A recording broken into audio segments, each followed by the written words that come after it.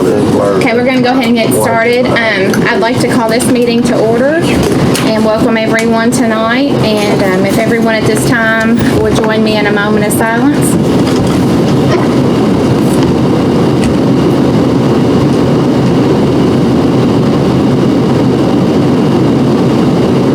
Thank you. At this time, would everyone stand and join me in the Pledge of Allegiance?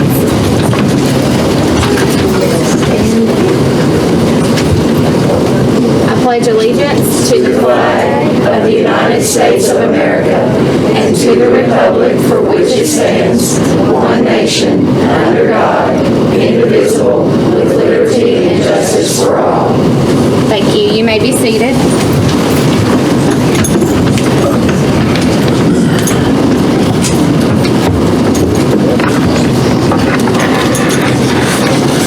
Board members, at this time, we need a motion to approve the agenda. I have a motion by Mr. Bowers. Second by Ms. Wells. All in favor of approving the agenda, say aye. Aye. All opposed? I hear none. And down to recognitions. Ms. Embry?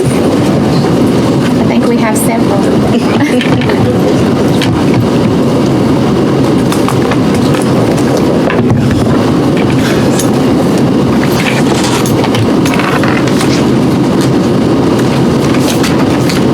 Good evening, board members, and good evening, all of you guests.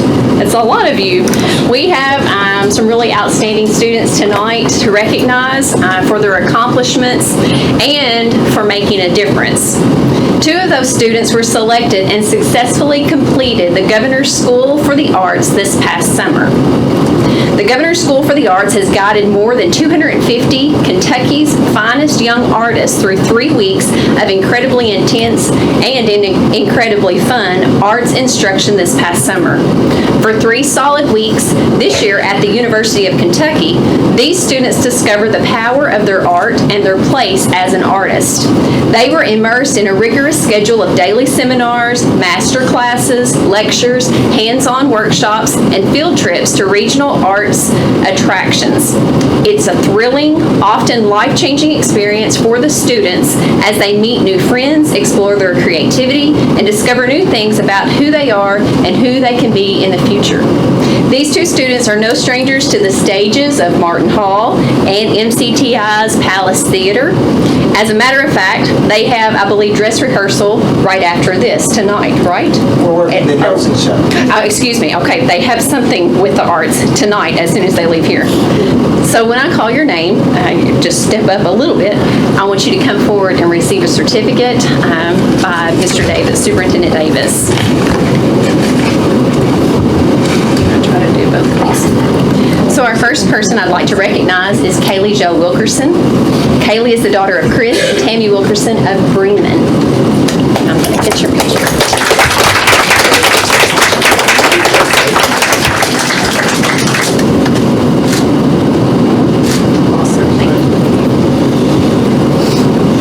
Our second one is Gus Lynch. He is the son of Jason and Sarah Lynch of Greenville.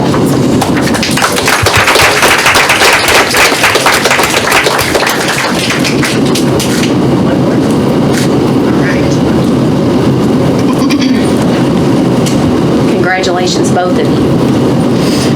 Our next recognition tonight highlights another senior at Muhlenberg County High School who demonstrated an act of bravery and even heroism to a family recently. I'd like to invite Principal Vumps to come up and share this moment and recognize the student.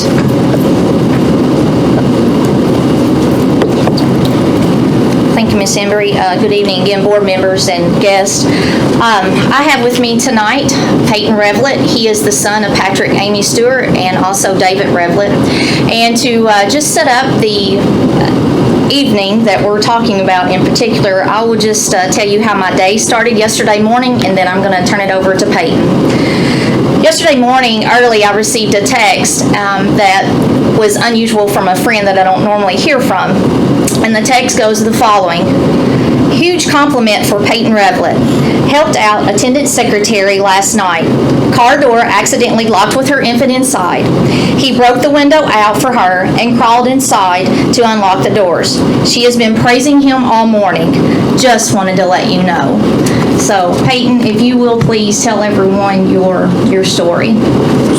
Yes, please. We talked about some schools. No, you can do it from there. So, pulling up police, wanted to come over pretty frantically, and I knew something was up whenever I saw her, and she said her kid was on the car. So, and she said, her husband said, bust the window, do whatever you gotta do. So, tried hitting the passenger window, doesn't really work. Ended up breaking a baseball bat over a window, and so went up the back glass, used a ratchet strap, busted it, climbed in, moved the third row seats, and opened the door and get out. He was very determined to make sure he got the child out, and I think that was.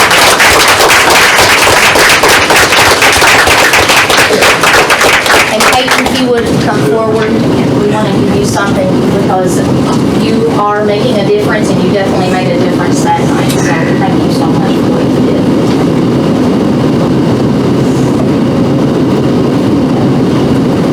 Shake hands again. Just hold it there. I'm going to do one more. Awesome. Thank you, Peyton. Good job, Melissa.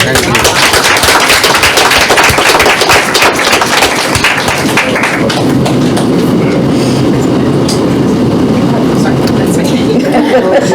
I caught them up.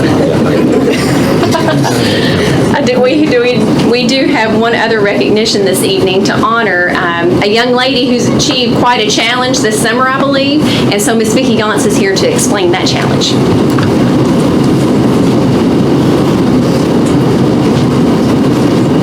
Thank you, Carla.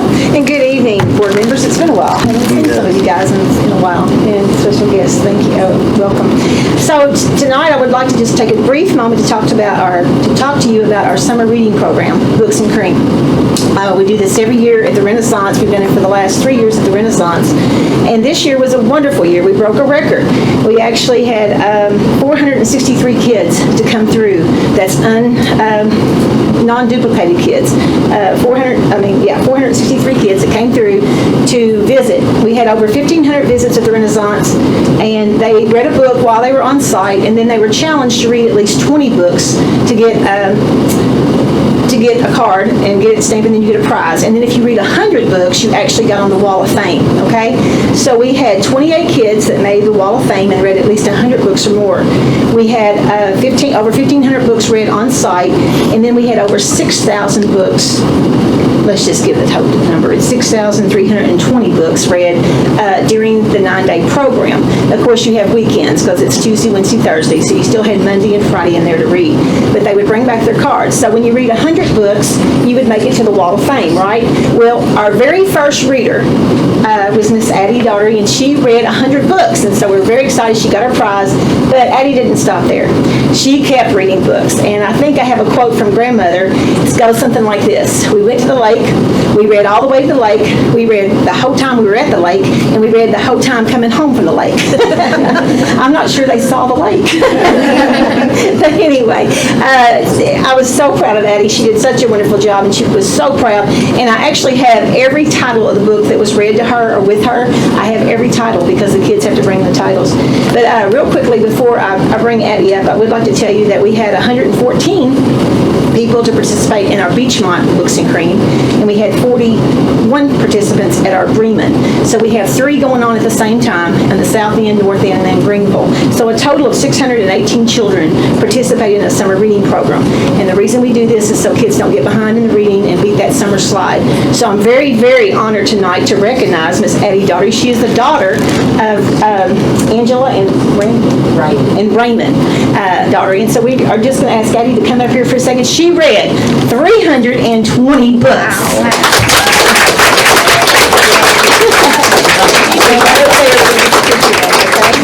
You get a cool little trophy. Can you stand that over here? Now let's get over a little bit.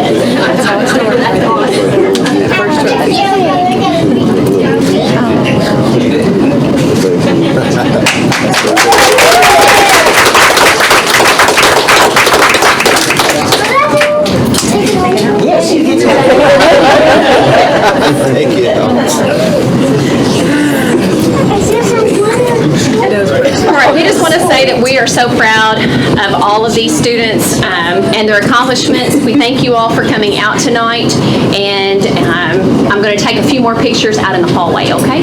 Thank you all.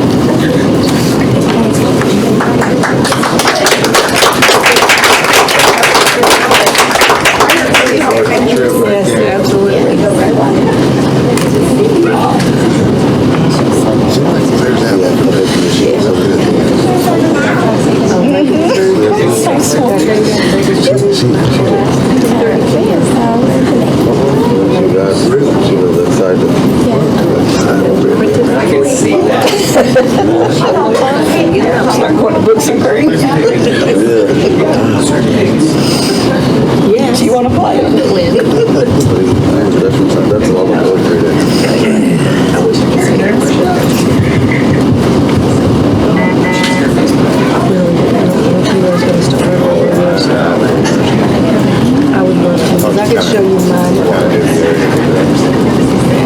Okay, we'll move on down to our treasurer's report right now. Mr. Bluxinger.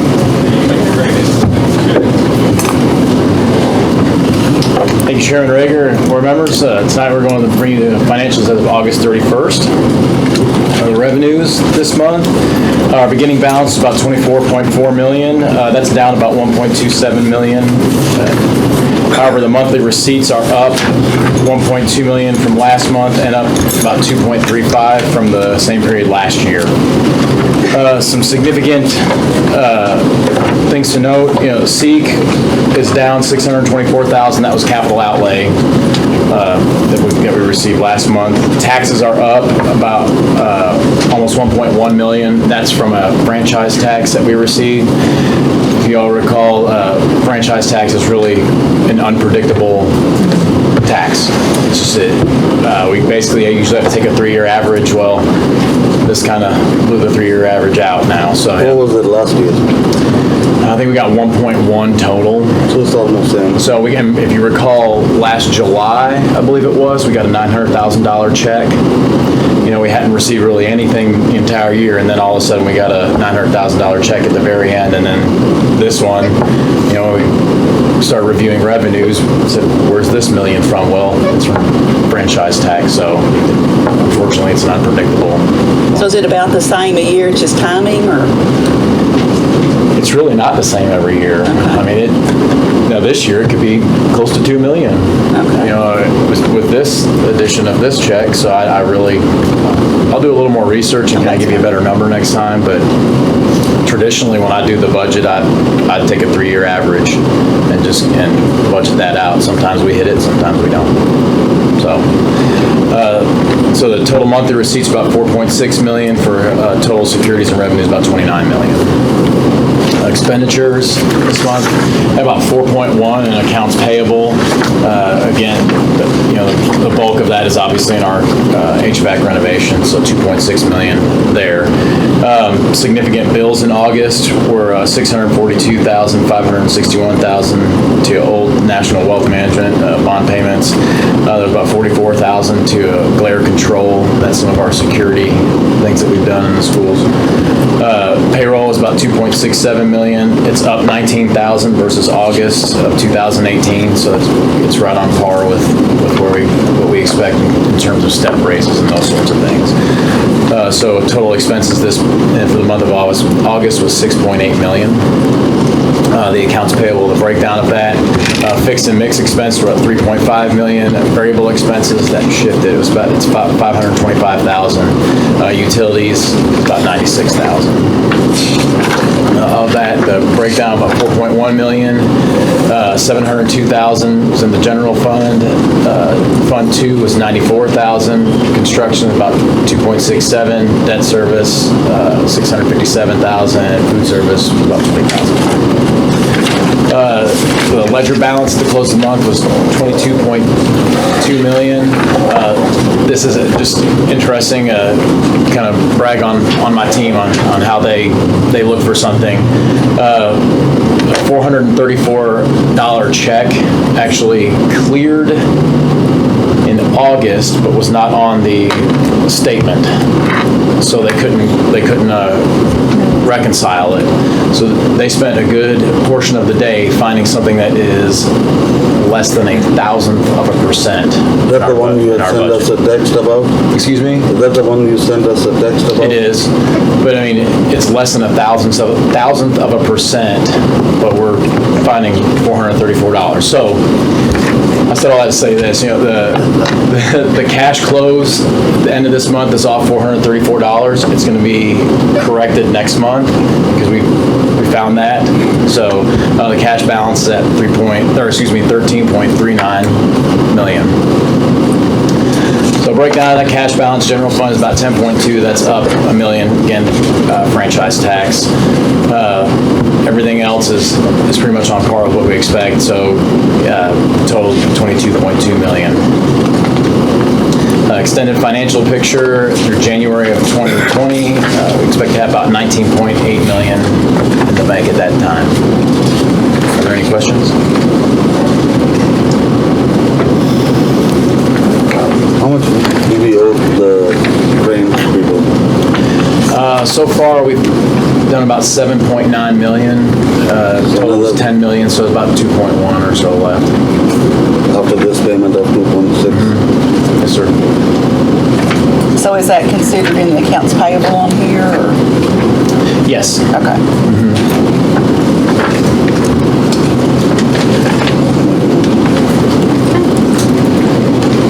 I need a motion to approve the treasurer's report.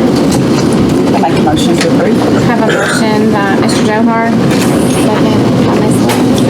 All right, all in favor of paying the treasurer's, or approving the treasurer's report, or paying it, whatever. Say aye. Aye. All opposed? I hear none. Now we're gonna pay bills and salaries. So you can make the check out to Eric. Thank you, Chairman Rager. This month on board bills that bring $231,000. General fund is about $194,000 of that. Fund 2 is $29,000. Debt service about $7,000. And those are just service fees, really. And food service and daycare is about $467. There were the significant bills were one for Naviance, which is a software. That's $11,738.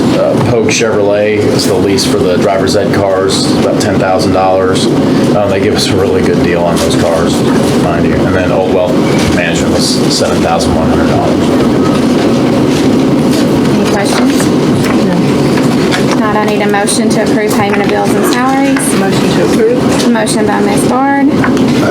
Second by Mr. Bowers. All in favor of paying bills and salaries, say aye. Aye. All opposed? I hear none.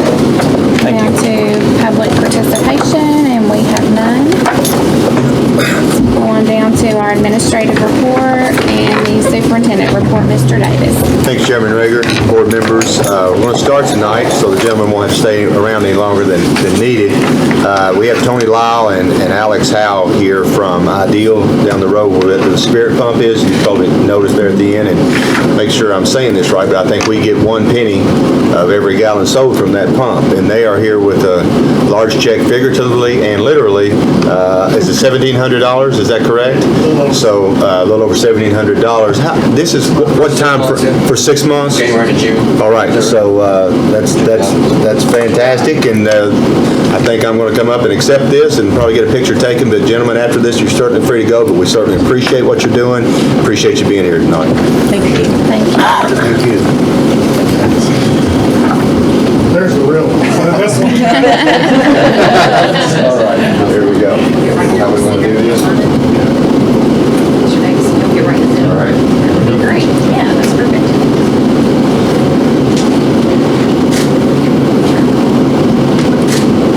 And we can give you guys a spot at every board meeting. Okay.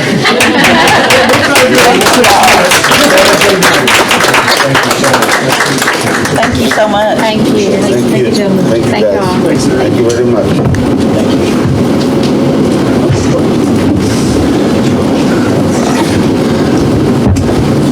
All right, to give you a bit of a construction update now, with all that's going on with HVAC at the high school, and you can jump in, Eric, as needed, but it's going about as smoothly. I think Mr. Oates may disagree. I think he's been a little warm at times, but it's going pretty well, and we're still tinkering with things. I think we still have to get them some controls where they can go up a couple of 3 degrees, whatever.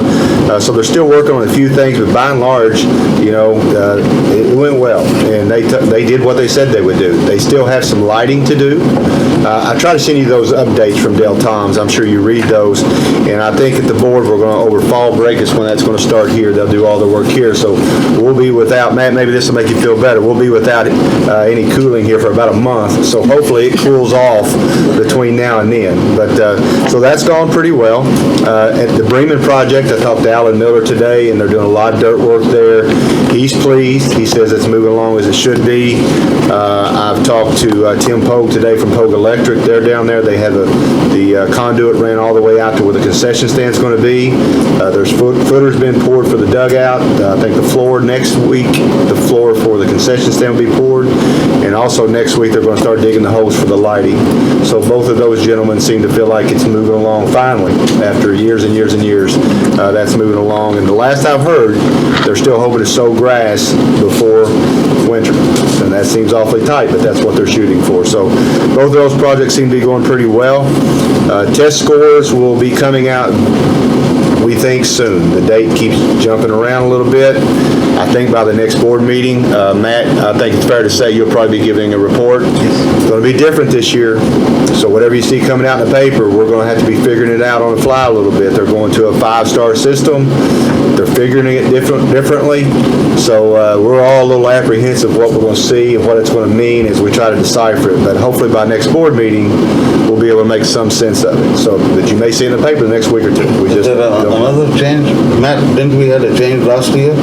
Yes, it's Is changing. it again change this year, the procedure? Yes, sir. So when- And it will change again this year, and the high school graduation requirements will continue to change for the next 3 years.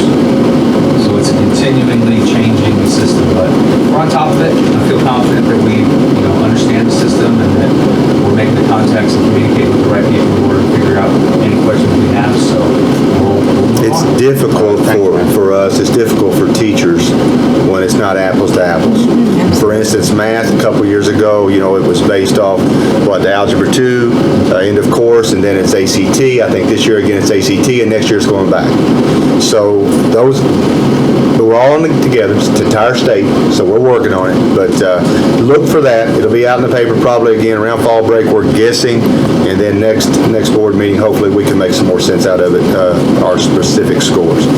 My growth plan, just quickly, I did send that out to you guys, and you wanted me to focus on instruction with the new testing, so I'll try to be very involved with that. We want to get ahead of that and on top of that, and continue to work on the culture. So those are the two things on there.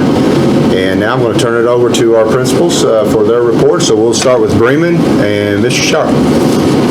All right, this year we're doing a connections theme in our first family, and first family night was family science and literature night. It was a connection between science and literature. We had Jason Lindsay, the science guy. He did dump some water on top of my head, so that was a lot of fun.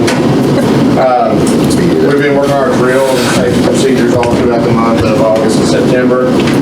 We started our data meetings and our RCI meetings with our teachers and staff. Shout out to our transportation department.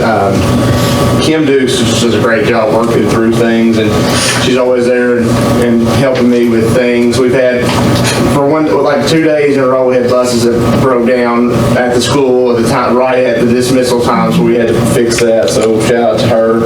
Our fall festival is upcoming on September 27th, 5 to 7:30. I will be on the roof part of the time. I don't have to sleep up there. They didn't meet their goal for the PTO chocolate sales, but they had a secondary goal to fill out to sell the rest of the boxes. So I'll be up there a little bit on the roof. September 11th, we honored our first responders during our Patriotic Assembly. We celebrated Dot Day on September 13th, which is about a book that focuses on growth mindset. We had family days in the cafeteria and the book fair recently. October 1st, 1st is our first data night. This is where we share, students come in and share their data about what they've been learning, and that's from 5 to 6:30. Our second, third grade will be performing, and we have a new award. You had the clock last month, and I have the professional of the month this month. So every month I'm giving out who is showing professionalism to the top, to the fullest. And our connections thing, we have an item we put in our lobby. That item, the students come by and look at it and write a connection to it and put it in a box. And each staff member each week brings a different item. And I can't wait till I'd like to take a picture of Grayson's hair and bring that to my next connection. So it's a shout out to Mr. Wells for that. Thank you. Thank you, Mr. Sharp. And I would say I saw a picture of where they poured water on his head. It appeared to be beating up. I do have a question. When will you be on the roof? What day? September 27th during the day. Who's going to pay for damages? Langus Rager. Okay, yeah, he lives close by. He can handle it. Thank you, Mr. Sharp. Ms. Higgs from Central City Elementary. Beginning of school's been very busy for us. Our kindergartners and first graders have been participating in the LEAP program. That's through the Extension Office. LEAP stands for Literacy, Eating, and Activity for Primary. It's a 6-week program where they address nutrition and physical activity by sharing children's books that focus on preparing and eating healthy food and being physically active, and the students really enjoy that. Plus, they try a healthy snack. It's probably new to most of them. On Thursday, September 5th and Friday, September 6th, we had our Grandparents' Day celebrations. Over 325 grandparents joined us, had a great time, very smooth this year, and then they also got to go to book fairs, so it was a big boost to our book fair sales. Our 4th and 5th grades been learning about potential and kinetic energy, and the students were very excited to learn about designing pine cars, if you've been involved in the pine car derby. So Jimmy Baxter and Kevin Reed came and set that up for our students, and they got to explain why some cars were faster, some were slower, and then the kids got to predict who was going to win the race. They had a good time doing that. We also had the Mobile Science Activity Center in our building, so all of our students got to participate in that over a 3-day period. We also celebrated High Attendance Day. Unfortunately, our attendance did not skyrocket, but we did have 6 staff members who took pies in the face to help hopefully encourage others to be there. Just be there to participate. Upcoming, we have our Career and Health Fair on September the 30th. That's a daytime program as well as an evening program. It's from 9 to 11 in the morning. In the afternoon, our 5th graders will share their digital presentations about a career of their choice, and then that evening we also combine that with our Title I Parent Night from 5:30 to 7. So a lot going on, Mr. City. Thank you. Thank you, Ms. Higgs. It is remarkable how often that Grandparents' Day, and that book fair falls in that time. I think we have Scott Blake here from Greenville Elementary. Well, speaking of Grandparents' Day and Book Fair, we had 542 grandparents and family members that attended our Grandparents' Day. And in conjunction with that, we also had our book fair where they got to visit, and we encouraged them to just buy all the books that they could. The proceeds from that go to buy Scholastic News, Science Spin, and then other materials for the classroom. We also, for High Attendance Day, did Pies in the Face. It was just Miss Jones and myself, and what we did was we took enlarged ice and we put 3 pictures of her on it, 3 pictures of me, and the students spun. But it turns out that was just a decoy dice. There was another one that had 6 pictures with my face on it that I wasn't aware of. So out of 41 pies, I took 36. Now, what we found out later, though, was that some kids were double dipping, so we discouraged that after a while. But Miss Jones took several pies to the face as well. On October the 1st, we'll also have our data night, where we will have a program called the Math Maniac. And then just today, I went and picked up 2 benches and a trash can. It's not the trash can, it's what it was set inside of. But since before I started Greenville Grant, you might remember, we have been collecting bottle caps, just waist high, shoulder high bottle caps at our school, out from, soda bottles, water bottles, medicine caps, milk jugs, just anything. And so took those and traded those in. The students had to sort them, and there was some sorting that they could do, some weighing. So we took those and traded those those in, and then, of course, I had to spend a little bit of money, but we were able to purchase 2 benches and then that trash receptacle in school color. So that's the something that, if you come to our school, you'll be seeing those here in the next few days. Thank you. Thank you, Mr. Blake. And we're fortunate to have a teacher, Misty Sanders, here for Longest Elementary. We have had a busy year already at Longest. We started the year off, actually in August. We started our Thankful Thursday from our training this summer. And the students were given the writing task to thank someone that was on our campus. The students wrote from all over. They wrote to other students, to teachers, and even the staff members. We wrote to a kid or another staff member.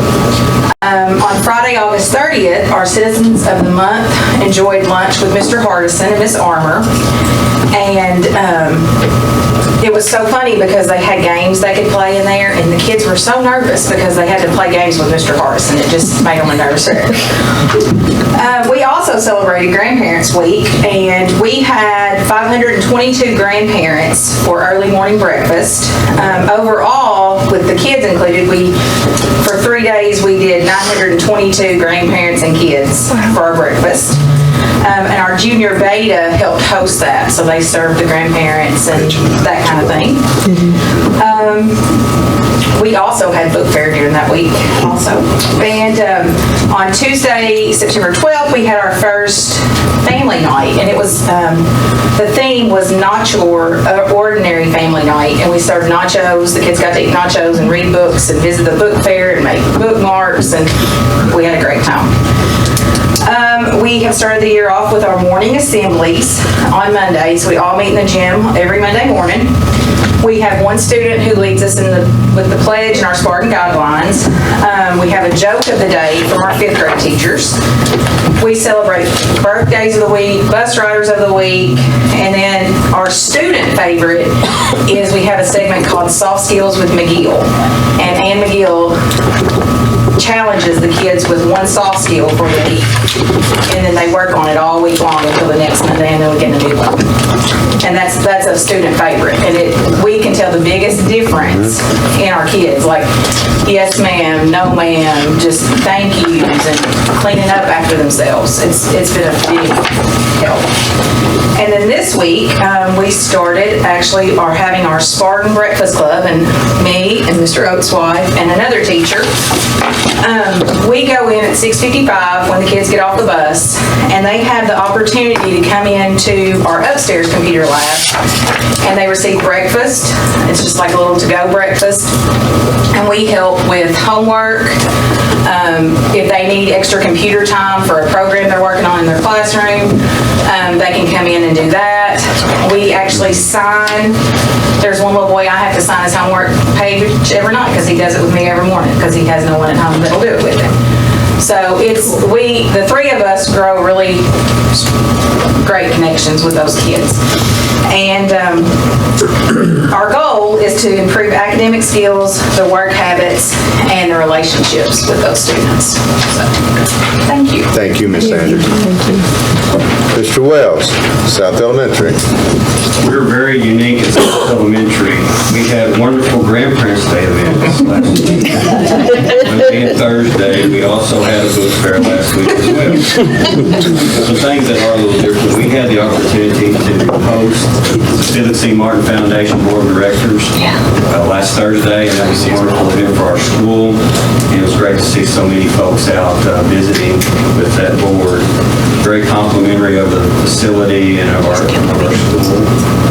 Some other things, we're starting to fire up our clubs after school. Recently we had our first FCA club meeting, and the course met this week. That's all I have. Would you like to explain anything else? That's all I've got. Okay, all right. We'll let it go. No Joe Dirt comments then.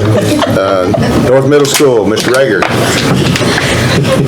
We had a 9/11 remembrance ceremony sponsored by our Beta Club. It was all student-led. We had 19 first responders come. We had Corey Fields from Dispatch. He sang God Bless the USA and the Star Spangled Banner. We then we had Constitution Day, so we had 2 days where we wore red, white, and blue, and that was student-led as well and organized by Ms. Gabbard's social studies class.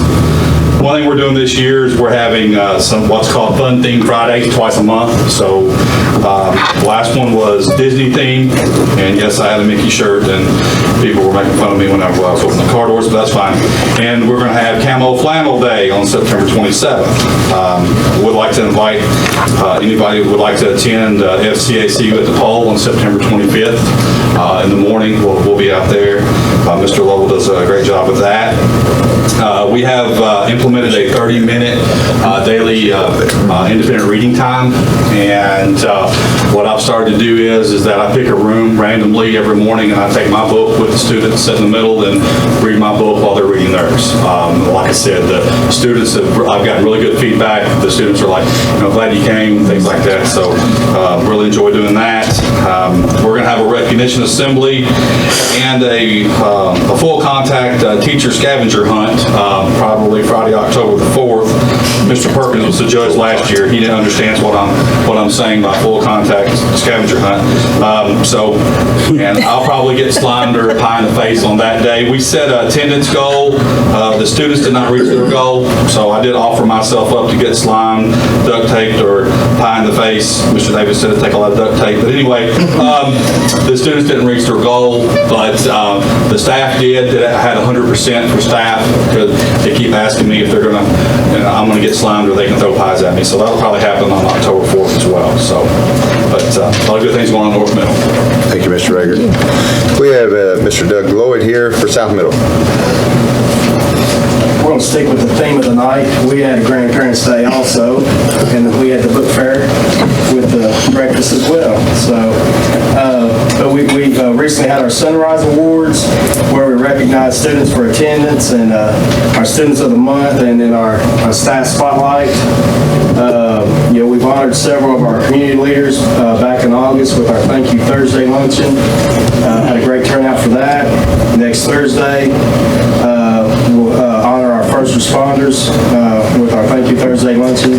So that'll be next Thursday, September 26th. Currently, our 8th grade football team, which is made up of North Middle and South Middle football players, they're 6-0. They already earned a berth to the GRVC championship game, which is on Saturday, September 28th. The last home game is on Tuesday. We play Butler County, and whoever wins that game, both teams are undefeated. Whoever wins that game gets to host the championships for the 7th and 8th grade. So, hats off to those kiddos. They've had a great year, regardless of whatever comes out, in the end. But we'll have to play them next Tuesday, then turn around and play them Saturday in the championship. So if we lose Tuesday, maybe we can avenge it on Saturday. But we also had an attendance goal, which we didn't meet. I offered myself up. If we had perfect attendance, I was going to wear a dress to school. Thankfully, we didn't reach our goal. But anyway, that's it. Doug, do you know what time that championship game will be? We'll have to wait till after Tuesday. We'll see who's hosting. Gotcha. All right. Ms. Bumps, Denver County High School. Yes, sir.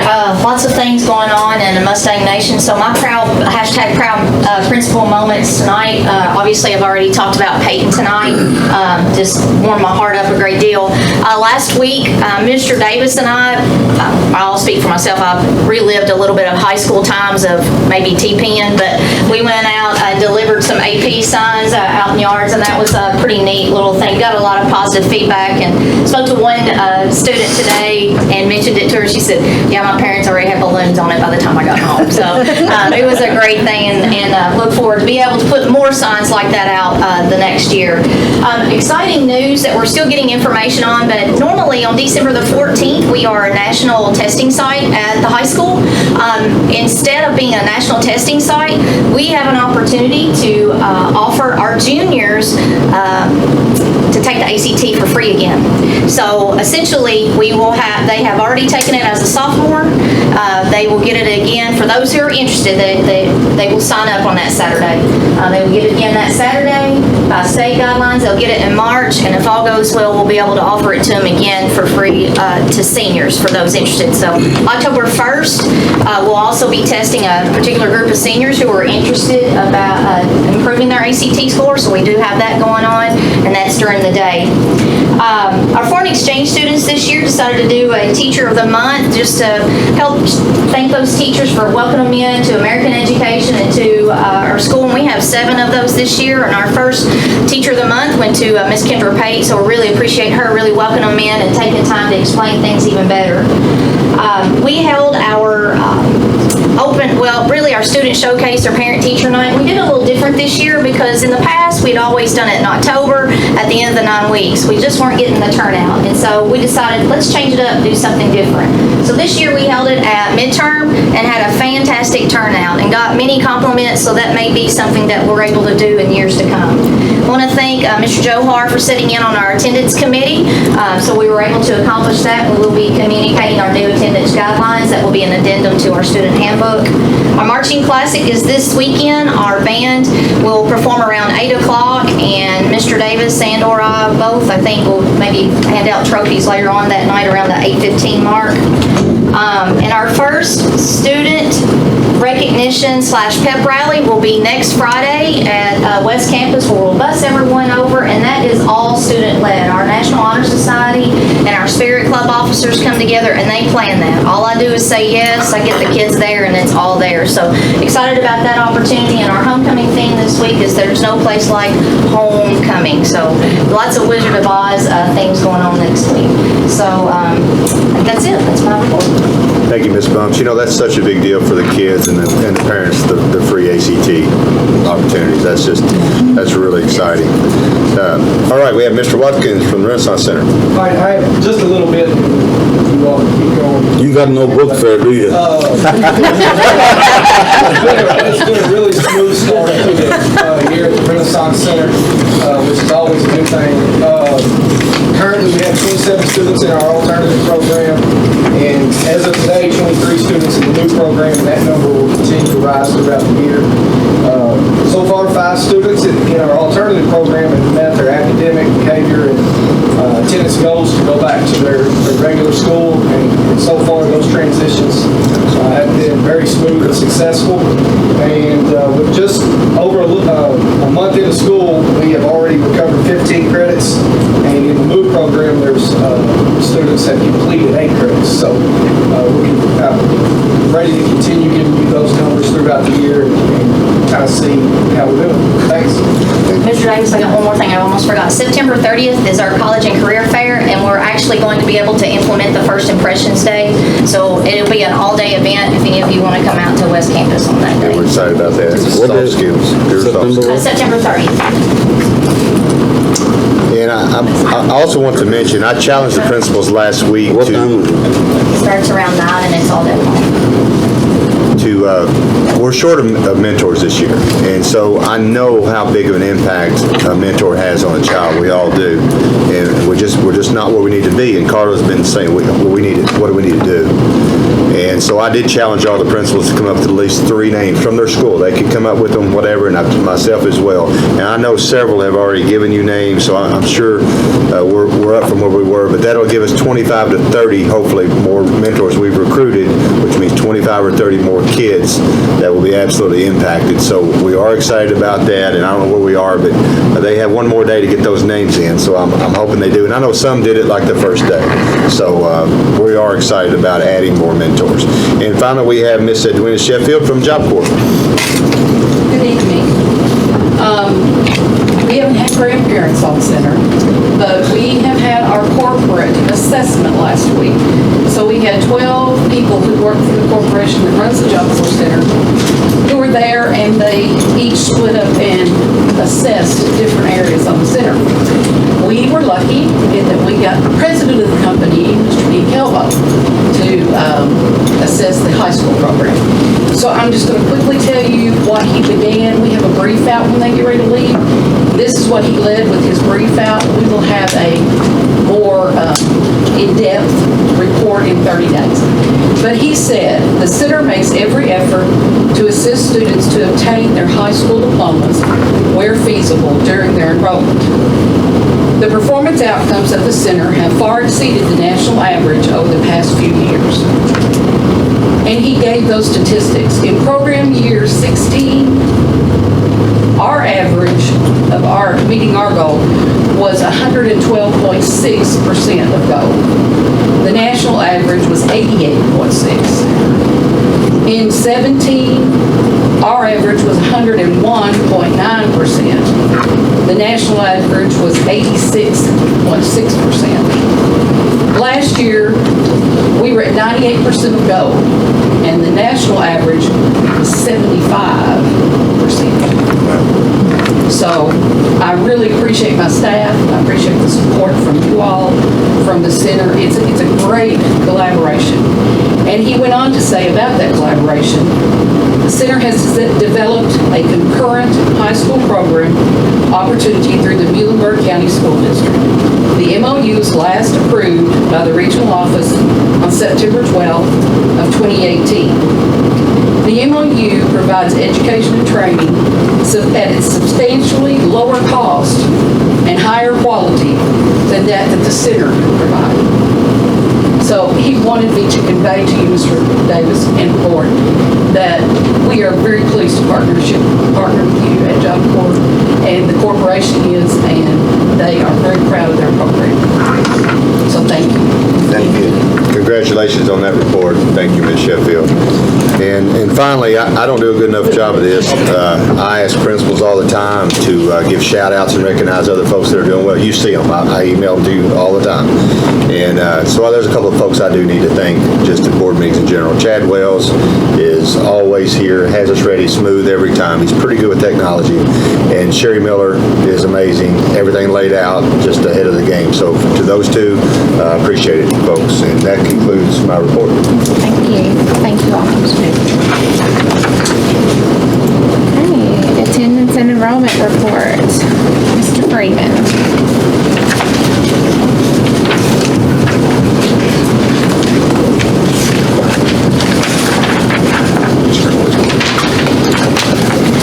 Good evening, board members, Chairman Rager.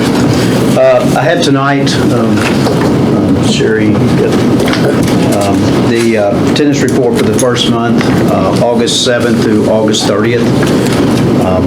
Our numbers for the first month, we were at 95.61, just shy of our goal of 95.89, so it's down about 0.28%. But I do feel confident that if we have things like assistant principals saying that they're going to wear a dress, meeting their goal, that we're going to accomplish that next month. So anyway, enrollments, we're 4,471 ending the first month, which is down 51 from the first month last year, down 26 from the last day of school last year.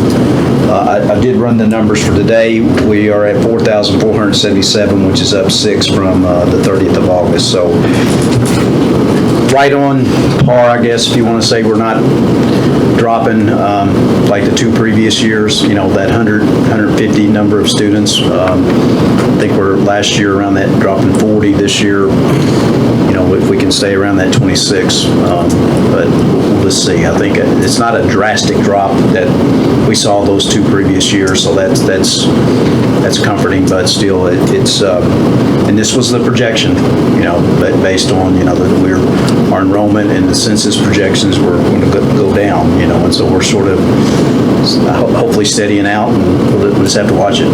So any questions? How many homeschool kids came back? Still getting those in. We're looking at with the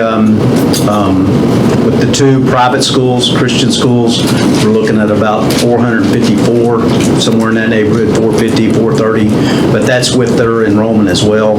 So you're looking at about 350, between 300 and 350, probably closer to 350 as far as number of homeschool students. Okay. So down from last year? Probably just a little bit. I'd say it's 15 to 20 down, but that changes throughout the year. You'll have some that will come back. It sort of offsets. Once you get the numbers, it's offsets. You'll have some that will go homeschool. You'll have some that come back. Obviously, you'll have some moving in, and then just noticing, what's deceiving on the first month attendance report is if you look at the Job Corps numbers, that's a pretty significant amount compared to last year. That's a little 35 jump from last year at this time. So without that, think about you're talking about 60 kids thereabout. So okay. Thanks. Thank you. Okay, we're going to move on down to our board action items, and item A on the agenda is Muhlenberg North Middle IXL 3-year contract renewal. Mr. Baker. Mr. Davis? Or Mr. Davis. It says Mr. Rager here, Mr. Davis here, so take your pick. Who wants to talk? Of course, Mr. Davis. Okay, well, I will, I didn't know that. He'll talk. We have, our 3-year contract just expired with IXL, and the contract renewals for 3 years where we get a $1,280 discount if we do a 3-year contract where we pay 50% in year 1, then 25% in year 2, and 25% in year 3. So, last year we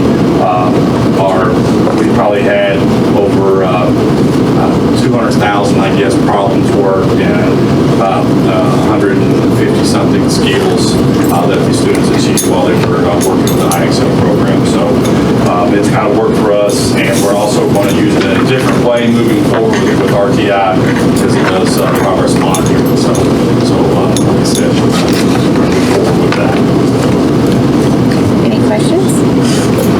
If not, I need a motion to approve. Where's the funds coming from? It will be at no cost to the district. It will be coming from our ESS. Make a motion to approve. A motion by Ms. Bard, and a second by Mr. Johar. All in favor of approving the Muhlenberg North Middle IXL 3-year contract renewal, say aye. Aye. All opposed? I hear none. And item B, approve the contract with A+ Leadership for the executive coaching program. Ms. Browning.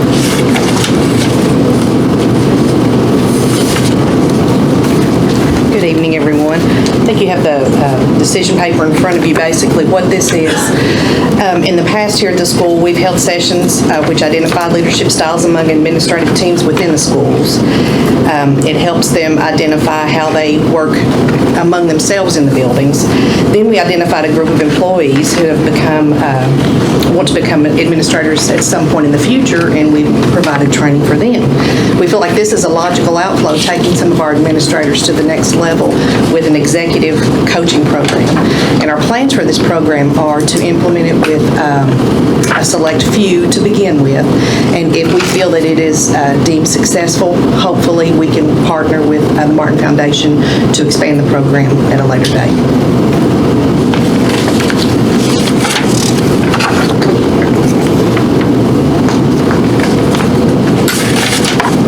Are there any questions? And the total cost was $92. Yes, it's the back page, I believe. $9,200. No, I just wanted to say that I appreciate this being offered. As a former teacher and administrator, it's really important to identify these people that are willing to step into the shoes of the ladies and gentlemen out in the audience tonight. I call you the audience, being funny, but I know it's not an easy role, and this is a great way for people to step up and decide whether it's something they want to go into. And a lot of times you get people that don't think they want to be, but once they see that they are capable of the leadership that it takes, they take on that challenge and they become our great assistant principals and principals. So thank you. And I think we're trying to just do a forward-looking approach because some of us old guys have plans to do something else in the future. So we're trying to find those people that can come up and do much better than we've done. And I agree, just in our banking industry, I mean, we have a emerging leaders program, and I was able to see some of the presentations and the progress, and it's amazing, so. You make a motion? You did make a motion by Mr. Johar? Second. Second by Ms. Wells. All in favor of approving the contract with the A+ Leadership for the executive coaching program, say aye. Aye. All opposed? I hear none. And item C is to approve the MOU between Muhlenberg Job Corps Center and Muhlenberg County Schools. And I don't think I can say any more than what Ms. Sheffield said a moment ago. This is basically just approving that memorandum agreement. I have a motion by Mr. Johar, and I'll second. All in favor of approving the MOU between Muhlenberg Job Corps Center and Muhlenberg County Schools, say aye. Aye. All opposed? I hear none. And item D is to approve the MOA between Impact Mentoring and Muhlenberg County Schools. Ms. Browning? Basically, that's just a community partnership. I think it at one time was the Big Brothers program. It has changed. It is now called Impact. We're doing it a little bit differently this year. Instead of going through each school, because sometimes the schools change depending on where the students go, we're going to approve it or ask to get the contract approved through the board and then have it on file here, and each principal will have a copy in the school that actually participates in the program. Motion to approve. Second. Second by Ms. Mills. All in favor of approving the MOA between Impact Mentoring and Muhlenberg County Schools, say aye. Aye. All opposed? I hear none. Item E, consider first reading of recommended changes to policy 01.421, public participation in open meetings. This has kind of been an ongoing thing for the last year or two. We've been talking about making some proposed changes to our public participation policy and procedure. So basically, the policy addresses placing a time limit of 20 minutes total on the speaking in the public comment section.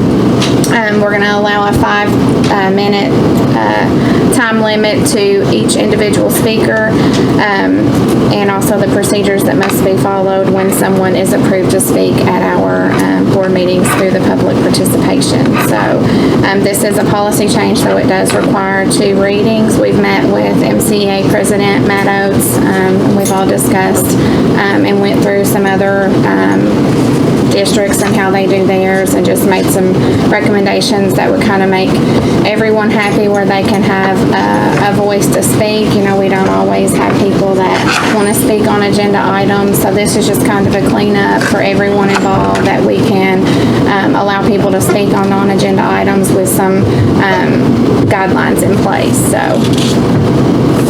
But if it's an agenda item, they can speak then and there. Right, and we'll be on that for the next. Next one. So this one's basically just putting a time limit of 20 minutes total on public comments, and per person limit of 5 minutes, and speaking at the board meeting, and it can be when it's approved to speak. Sorry about that. Any questions? So this will be approving the first of the 2 readings, and I make the motion to approve. Second by Ms. Bard. All in favor of approving the first reading of recommended changes to policy 01.421, public participation in open meetings, say aye. Aye. All opposed? I hear none. And item F goes along with the first reading. Basically, this is just the procedure 01.421 AP.1 is the procedure which allows the public to request to speak ahead of time on topics which may or may not be regarding an agenda item. So if it's a non-agenda item, or even if it is regarding an agenda item, they can call and asked to be put on public participation. The second procedure, 01.421 AP.2, this is the procedure which allows the public to sign up to speak on the night of the meeting, so we don't have to have prior knowledge of anyone coming in. They can just come in and sign up if it is regarding an agenda item specifically. So again, we had met with MCA President Mark Oates, and we kind of all discussed and felt that this was a fair way for everyone to have an opportunity. Obviously, we don't want someone to come in and speak on something that we're not prepared to, to act on. So this just is kind of cleanup, gives guidelines to everyone who wants to speak on an agenda item or a non-agenda item and the proper policy and procedure in doing so. And this is only going to require one reading since it's a procedure. I have a motion by Mr. Johar. Second by Ms. Wells. All in favor of considering the first, sorry, I'm on the wrong one. Approve review of recommended changes to procedure 01.421 AP.1 and procedure 01.421 AP.2, say aye. All opposed? I hear none. I think I need to get my reading glasses out. All right, now we're down to item G, consider 2019-20 working budget. Mr. Blitzinger. Chairman Ray, I just want to jump in and say thank you. I know there were several meetings with Matt Oates and Chairman Rager and Ms. Browning spent a lot of time too making sure that everything we did was within policy and law, we could do it the right way. So it was a lot of back and forth, took a bit, but we think we've gotten it to the point where people have a voice now, but it's fair, it's reasonable. So there was a lot of time went into that. I just wanted to say thanks to each of you. Thank you.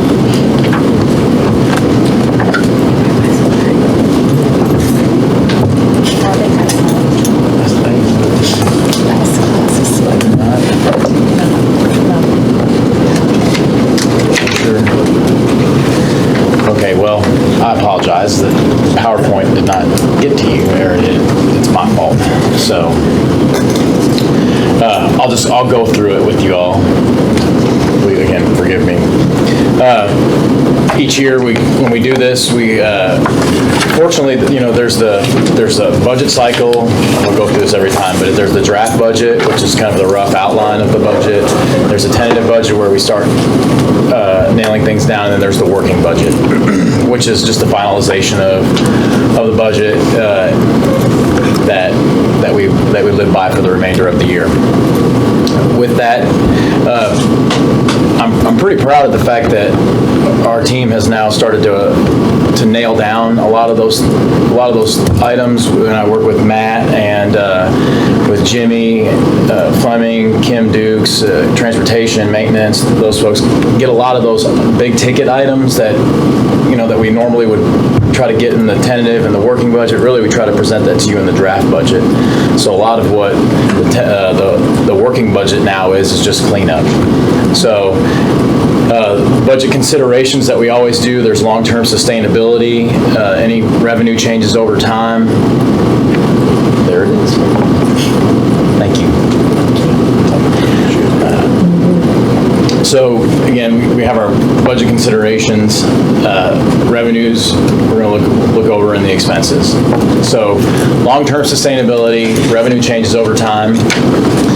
And again, the revenue changes over time, they can be from any of the sources that we have, whether it be taxes, our TVA revenue, seat dollars. We take those into consideration every time we prepare the budget, and we do that annually, but we also look at that, look ahead on those items to make sure that we're not over projecting or seriously under projecting. Now, there are some things where we have to go by recommendations, like for instance TVA. I know in the past, we budget for $6.4 million. We've been fortunate enough to receive a little bit more, but conversations that Mr. Davis and I have had with TVA said that might not be the long-term picture of that. So we're trying to adjust accordingly, but still going off of what they tell us. There's pension reform expense increases, so especially with this ERS, county retirement system. They're allowed to increase that percentage that we contribute 12% from the previous year's percentage. Now, that's not adding 12%, that's saying like multiplying the current rate by the 12%, so that doesn't translate directly into 12%. And that goes for the next 10 years. So it could be a significant hit for us. I do know that several finance officers have voiced our opinions on those things, and the Kentucky Association of School business officials have really voiced their opinion on that, as well as the Superintendent's Association. And as you know, this is a little tricky. Obviously, this will be coming up again this next session, and there's just a lot of uncertainty. And so it's really difficult for Eric and all to budget when you just don't know exactly what's going to happen. So that's the world we're living in right now. But we'll be watching. He does the best he can. Thank you. And really what we do is, in terms of when we do our projections, we are very conservative in our revenues, and we try to be very liberal in our expenses, just to make sure that, we fully expect to come in a little bit over our revenues, but we also expect to come in significantly under our expenses. But as you know, on a budget, you budget for what could happen.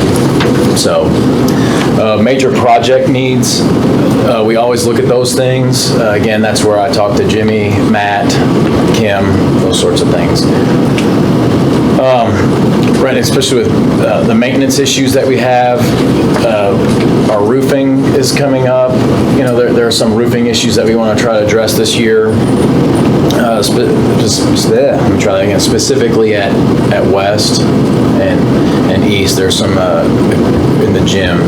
There's some leaks that we've noticed, and we're trying to resolve them through our warranty, but not all of it's going to be covered under warranty, so we have to prepare for those. And then in the coming year, there's one of the major maintenance issues that we're really going to put on the draft budget. We postponed it from this year, was the blacktopping over at East Campus. It's in significant need of repair. So the revenue line item notables, increased beginning balance we have. We decreased the SEEK by about 2.5%, and this is based on a 3% ADA reduction. So fortunately, my conversation with Mr. Freeman, I don't know necessarily that we're going to take that large of a hit, but still we want to be prepared. And so we taper that off over the course of time as we look forward. So all the funds and revenues, total revenues, which includes the beginning balance, about $72.7 million. General fund is about $62.2 million. FSBK is about 1.75. Capital outlay, those are the things that go towards our bond payments. Fund 2 is about 4.79 million. Couple new things that you'll notice on there are school activity funds. That's a new fund that allows our schools at a school level to sweep up funds that are that would normally be constrained by Red Book, as long as they're not student generated. So if basically the line in the sand is, did a student ask you for this money? Did a student solicit for that? If it's not, that's something they can sweep up to the district activity funds, and it gives them a little more freedom and allows them to do a little more purchases that they otherwise would not be able to do with school activity funds. Is that each school? Yes, every school has it. So can that be used for daycare? No, it cannot be used for daycare. Daycare is a proprietary fund, so that has to be a standalone fund. You just said Red Book, so you can bring up. Right, but daycare it's standalone, so it's got to be its own entity. So unfortunately, that's a no. I have a question yes. about the roofing. Have you committed any funds to that yet, or is that something that you're going to? There are, I believe, I have to go confirm that, but I do think we confirmed, committed about $200,000 to that. So I'll follow up with you on that, just to verify. But fortunately, some of the other committed funds, we didn't use all of them, so we could pull from that. Yes, ma'am. Food service, about $3.1 million. of the 62 million in general fund revenues, local revenues about 15.2. That's our local taxes and grants and those sorts of things, and state grants. State revenue, which is primarily SEEK, is about 18.5 million. When I first got here, it was about 21 million. So you can see how it's gone down in just 5 years. So we try to be very forward-looking on that. Fortunately, the models that we've built have really come really close on those predictions, and so we're pretty accurate on what we tell the state what we think the seat revenue should be, and when they come back to us, we're usually in the 98+% accuracy. On behalf, about 11.3 million, which are the funds that the state pays on our behalf for insurance premiums, and the beginning balance about 16.7. Medicaid, we expect $200,000 again this year. Those are funds that are generated by special education dollars, and miscellaneous revenue about $118,000. So the expense line item notables, really, we increased, salary expense by 1.5%, and that's really based on step increases and those sort of things. Finalized values, they have been calculated. That's the majority of the adjustments that I make on the working budget. Those, we take the first couple payrolls when all the teachers are back in the building and all the less than 12-month employees are back in the building. We take those and we annualize them out and put more finalized numbers in there. So, and they're pretty accurate. So we do that. We allocated those funds. They're still the same Central City, Elementary, and Greenville. And if there are other ones that Matt brings, we try to work those in as best we can. We budget $215,000 to vehicles and transportation, so that's another 2 buses that we budget for. It doesn't quite keep up with the state's cycle, but our transportation department is top-notch, so they keep what we do have on the road running very well. And I reduce and I reallocate funds everywhere possible. If there are a couple of the funds that were switched around were ones that were expense line items that really didn't see any activity in the last couple of years, but may have had a couple of things where we had to increase it by $1,000, $2,000. So nothing really significant was changed in terms of expenses. So the general fund expenditure is about $27.2 million, is salaries and personnel with taxes and benefits at about $3.6 million. Overall, it's about 82% of our budget. So we're still below state average in terms of salary and benefit expenses. So what is the state average? Usually it's about 85 plus. Contingency is about 13.3 million. Miscellaneous expenses is about 340.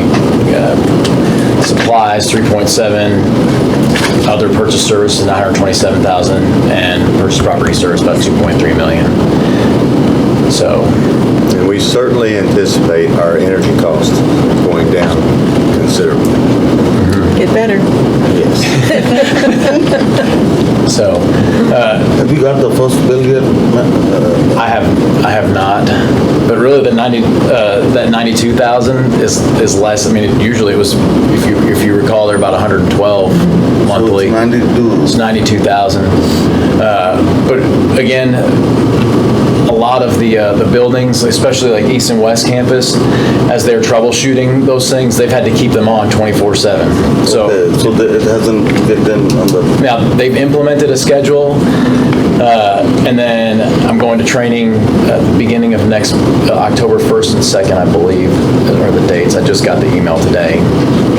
Are going to be for the system that we've got now, and to try to, so I can learn how to put windows in the room, a temperature window, better scheduling, maybe help Matt out a little bit, give him a little cooler room and then turn it hot when I don't like him. It's too cold in East Campus, Matt, is it?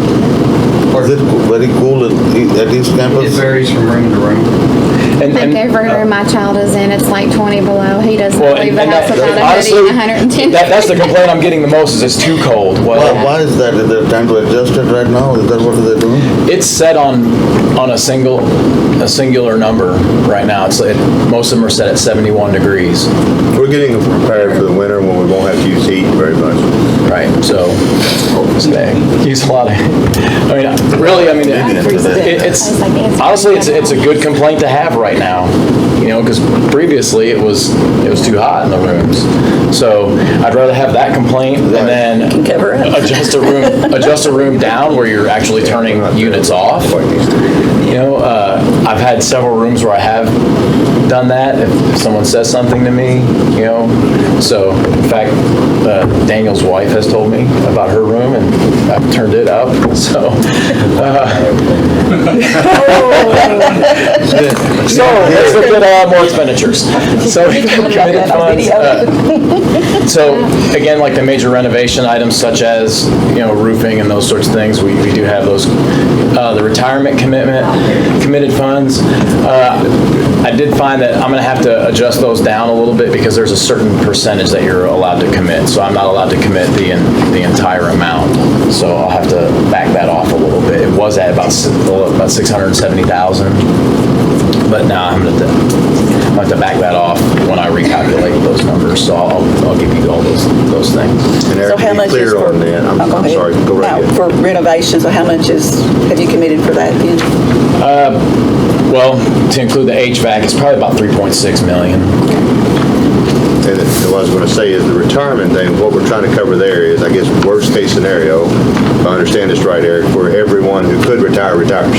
Correct. Are we covered to pay out what we need? And a lot of it is, it's not necessarily, you have the 55 and 27 years.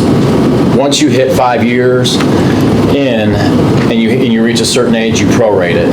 So, it might be, if they've worked 10 years of the 27, well, you take 10 over 27 and multiply it by their total amount. So that's our commitment in terms of our liability. So, and we have to do that every year for those things. One thing I did want to mention, I failed to do so prior, was our CERS expense.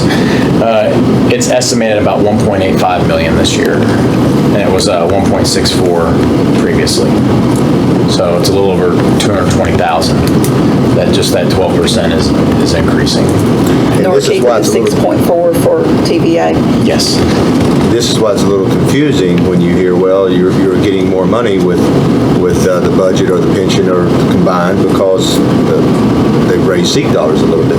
Well, that's true, but the change in the CERS in itself is, what number did you, what did you just say it was? 1.85. 1.85 million, which, so, we're not coming out ahead. So, we've budgeted for it, and really this year we've tried to look at last year's and the year prior, the overtime that was there, because we have to pay retirement on that as well. So we've tried to project that. That was something that we didn't have in the prior projection because the Munis zeroes them out. Well, we've looked at those actual expenditures in the last couple of years and said, okay, what's it going to look like this year? So we've tried to look forward on those items. And then the substitutes, is that trend still going down? Last year, we actually ended up flat. So the last portion of the year, we kind of trended. We didn't really trend up. We just didn't trend down anymore. So what was the total dollar amount? About 800,000, which is still down 300 grand from the day I walked in. So kudos to our teaching staff, the classified staff as well. Because they, the more they're in the buildings, the less we got to pay on those things. So and it helps. Honestly, the reduction annually in our sub expense covers our step raises where it normally didn't. so I mean, that step raise expense, it happens every year regardless. So if we can offset other expenses to cover those, that's always a benefit. I think there's still room for another 100. Excuse me? Still some room for reduction. There is, and a lot of what we're studying now is we're looking at those sub costs, but we're saying, okay, we're separating them out from sick days and actual sub costs that are being covered, for a teacher going to a PD or something like that, where they're going to a training, where we have trainings in this building. Well, you've got to have a sub to cover their class. So that's not being necessarily counted against. Some of them are paid for by outside sources, but some of them the district does have to cover. But when we look at those things, we're not saying, okay, our sub costs are expanding necessarily because people are taking more sick days. It's because we have training opportunities for them, like the Administrator Institute. Well, it's not necessarily, it is, when you have that person coming out of the classroom to attend that, they're doing something that's building, looking forward. So for example, last week, I think it was last week, Matt may remember the on-demand writing. We had a training here, really quality training that I've heard nothing but good things about. I think we had about 40 subs. We had about 40 here for that. Well, when you separate it out and you look at it, well, they didn't have a choice. That's not a sick day. We're putting a sub in there, but that's not because they're not coming enough. And when you look at it, we may have to look at some point, hey, we got to cut back on the trainings, even though they're great, because the cost is too much. So when you separate it out, we can see what are we causing, and then what's going on with, sickness or, that kind of thing. So that's what he's and some of that, to kind of touch on that, some unfunded mandates, our PD dollars were cut out. That was about, was it 90,000, Matt, overall? So, that's 90,000 that we've come up with in other areas to cover those costs, but it's something that, where it's more of a financial hit every time we turn around. So we try to prepare, and kudos to everyone in this district that mines our dollars. And on the day we had all the subs, we're working more and more efficiently together to make sure that we cover the cost of all those subs with other grant funds, so that it didn't even come out of the budget at all. We try to hit the general fund as least as possible, so anything we can shift to federal dollars, we do so.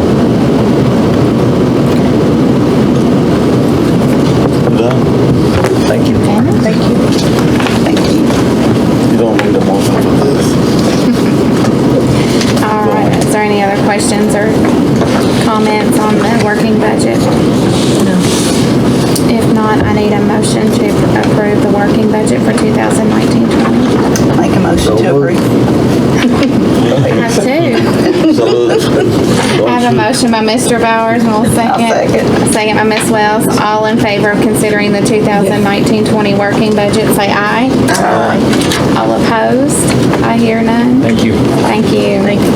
And down to the board consent agenda items, A through G, approving minutes of prior board meeting, considering leave of absence, acceptance of a donation of $2,500 from Walmart to Greenville Elementary, approving board member hours for attending KSBA Fall Conference, facilities use agreement, considering fundraising requests, and field trip requests.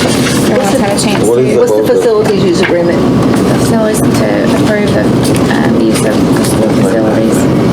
Is there a specific one? Use the baseball field. They got a baseball field on 28. Baseball field. Asking for any that two already. One is for a teacher to two for a person.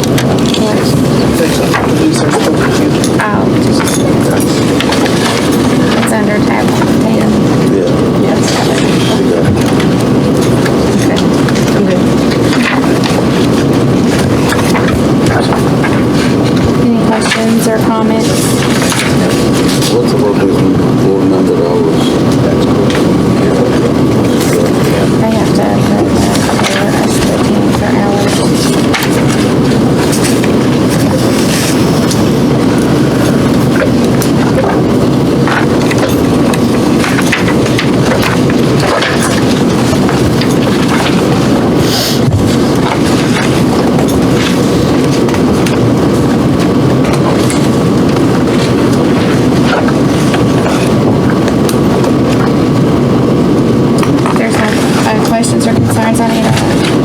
motion to approve the consent agenda items?